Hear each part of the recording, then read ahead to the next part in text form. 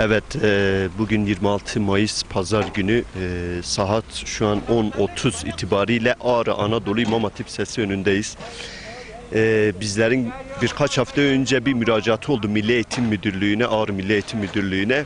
Herhangi bir okulda tüm Türkiye geneli Peygamber Sevdaları platformu olarak siyer sınavı düzenliyoruz. Bu sınavla ilgili herhangi bir okulun bize tahsisi için bir müracaatta bulunduk. Bu müracaat sonrası bize Ağrı çok komik tabii ki bir gerekçe sunuldu. Ağrı Anadolu İmam Hatip Lisesi'nde o gün hutbe yarışması var diye okul tahsis edilmedi.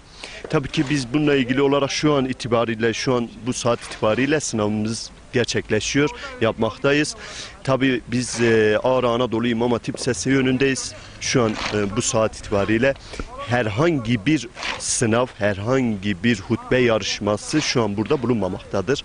Sizler de görüyorsunuz, okul bomboştur. Şu an tadilat çalışmaları var. Hiçbir sınav gerçekleşmiyor. Sadece yan tarafında ek binasında İmam Hatip Lisesi'nin ek binasında açık öğretimin Arapça ile ilgili sınavları şu an mevcuttur. Biz yetkililerle de görüştük. Az önce İmam Hatip'in yetkili müdür yardımcılarıyla da görüştük. Kendilerinin böyle bir sınavın olmadığını söylediler. Hutbe yarışmasının olmadığını söylediler. Doğrudur diyor, İmam Hatip'te yapılıyor ama şu an bugün itibariyle kesinlikle böyle bir sınavın olmadığını söylüyorlar. Biz de tabii buradan yetkililere sesleniyoruz. Böyle peygamber düşmanlığı olmaz. Böyle peygamber sevdası bitirilemez.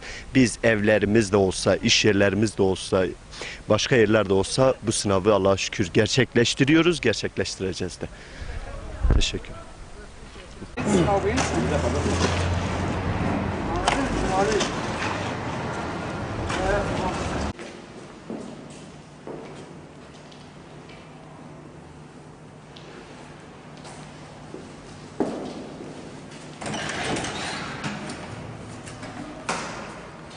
Evet sayın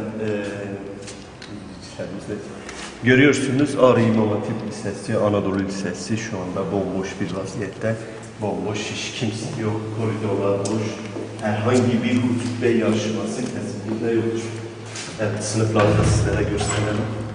Bomboş.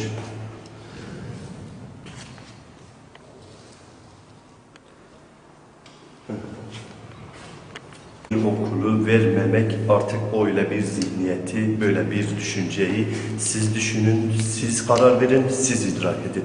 Biz bunları huzurlarınızda gerçekten kınıyoruz. Peygamber Sevdaları platformu olarak kınıyoruz. Böyle bir peygamber düşmanlığı olamaz. Bunlar da Peygamber Sevdaları platformunu yıldıramaz diyoruz.